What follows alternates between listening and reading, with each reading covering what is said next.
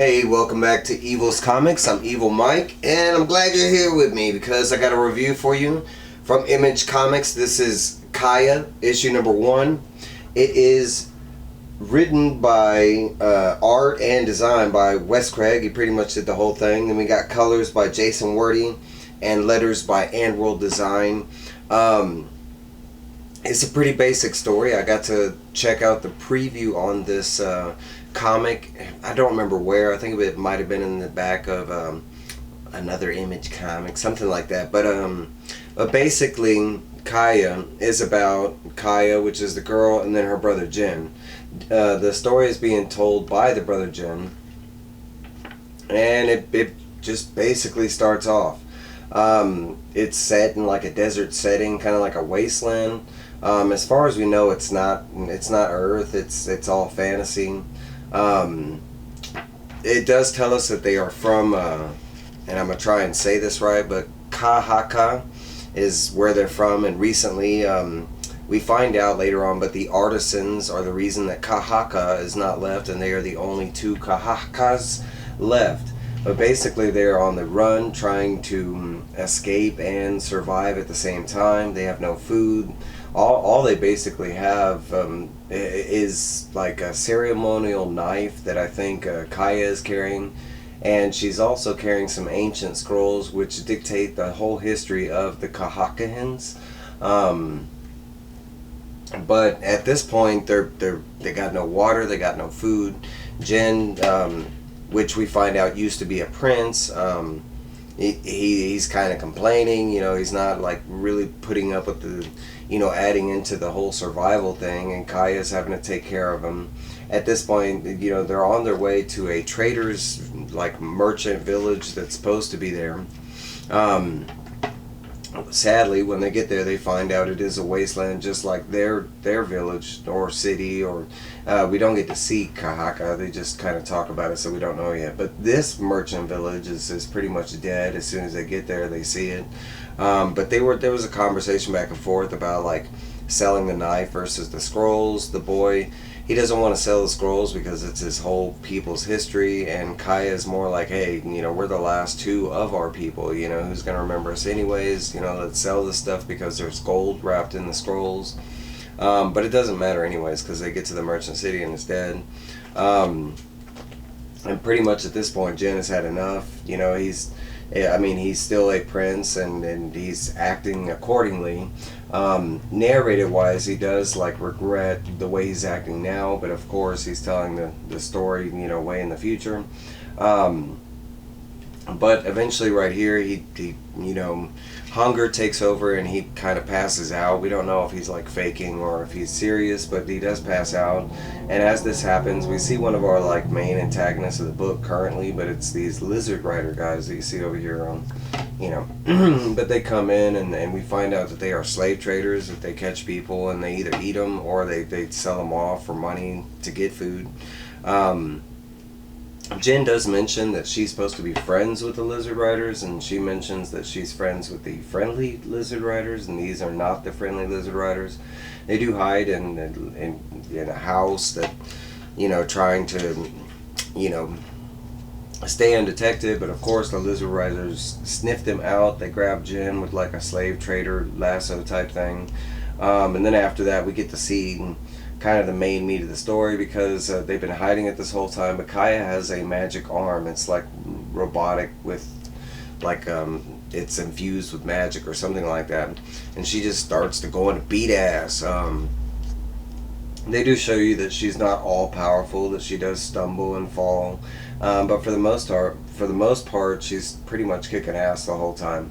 It does get to the point where she is kind of like overwhelmed, but not necessarily due to like force. They just have her brother in a tough situation, and she kind of has to back down. But luckily, one of her friendly lizard riders, does show up to save the day. Kind of, calls that, hey, we're not supposed to be doing this. She's under my protection.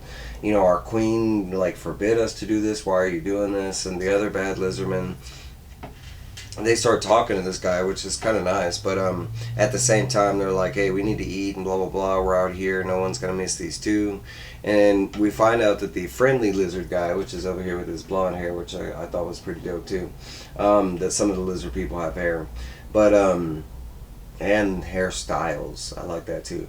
But his name is Seth, and we find out that Seth and Kaya and I'm assuming the prince too, but he just mentions Kaya. But they grew up together back in Kahaka, and he happened to recognize her as they were on that way. He ends up saving them.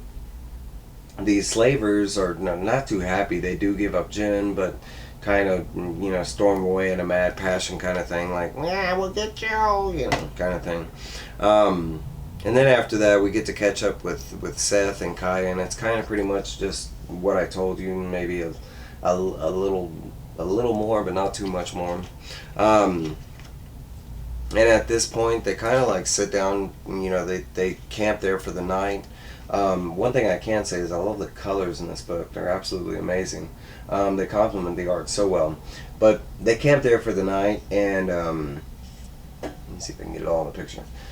And as they're camping there for the night, Jin has still not eaten. Remember, he had passed out. They do never mention whether he was like faking it, or if hunger ever did take over. But at this point, he does see the mean lizard people over here eating, and he's trying to get something from them.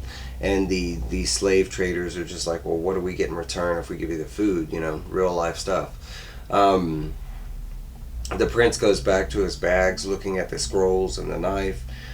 We do get a little more of why Seth was there. They're hunting this thing called a Magaron, and we find out that the artisans, after like taking out several villages and stuff, they built a wall around. They're basically like they took all the enemy forces out where they wanted to make their camp, and then after that they built a big wall around it.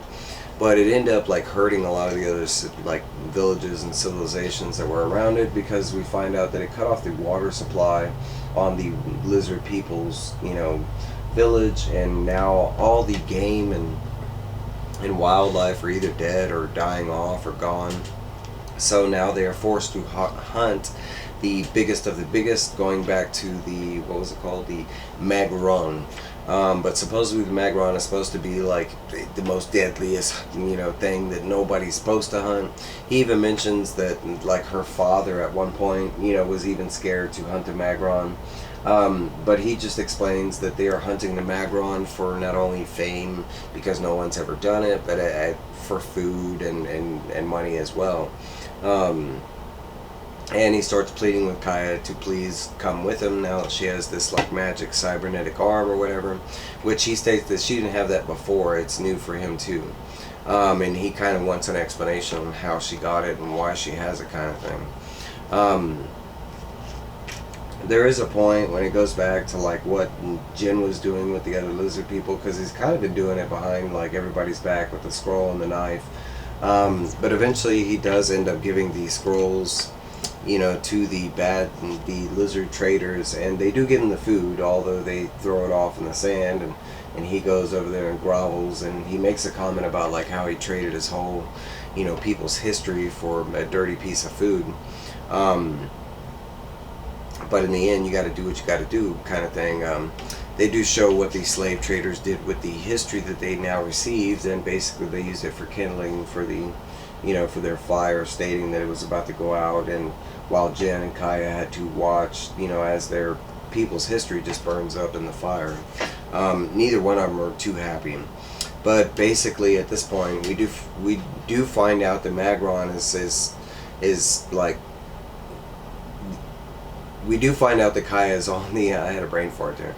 We do find out that Kaya is on board with going on the hunt. At first she's not, but basically Seth talks her into it, kind of thing. And at the very end, we get like a little tidbit from the boy, since he's narrating from Jin, and he basically says that he thinks he's the one of the prophecy, and they do mention that the prophecy of the Golden One says, "I will learn at the feet of the Green Monk." And then he says that one day I will return mankind to glory and crush the evil artisans. And basically that's kind of it, but he says it doesn't go down exactly like that. He basically kind of blames it on his sister, but he says that's a good thing and a bad thing at the same time. And that's kind of where they leave it off, with an action-packed pose from Kaya and Jin on one of the lizard people's rides as they're off to go, I guess, track down this Magron. There's some other cool things, like Wes Craig talking about how he came up with this after Deadly Class, some of his early design, some of the lizard people designs, and some of the people we do get to see, like some of the Kahaka. It wasn't in the issue, but we get to see some design of what their people look like in some of their village and stuff like that. Some early designs of the lizard people and some final of the lizard people, and then we get like a preview for the next cover, which I actually love that cover. I think it's dope. A couple things I can comment. I love the art. Wes Craig did both. I can say I can understand, a lot of people not liking the art or maybe not being used to it. For me, it didn't need to grow at all. It was there in the beginning. I liked it from the first page. I like the colors. They pop. It has a childlike wonder to it, but at the same time it gets to adult, parts, especially with the blood and stuff like that. And I kind of like that, especially coming from a fantasy, story standpoint. I want to say that that's kind of where I wanted to start. It doesn't necessarily have to stay there the whole book, but I'm good with it in the beginnings. Where I think this book will go, I have no idea, and that's the fun of it, right? If you're a good enough writer, you can come up with anything and keep me coming back. Hey, but that's my review. That's all I really got. I don't really know where this book is going to go. I hope this Magron is going to be this massive, like, dinosaur-looking thing. I hope that's the whole issue. It's just the hunt. I think that would be pretty cool. Let me know down below if you picked this up. What did you think about it? What you think's coming next? Please like, comment, subscribe. That helps this guy immensely. My channel's still growing. I do have a giveaway coming, which I'll be talking about pretty soon. And that's all I got for you. Stay tuned for more reviews, and I will let y'all go. Y'all have a great weekend. Bah!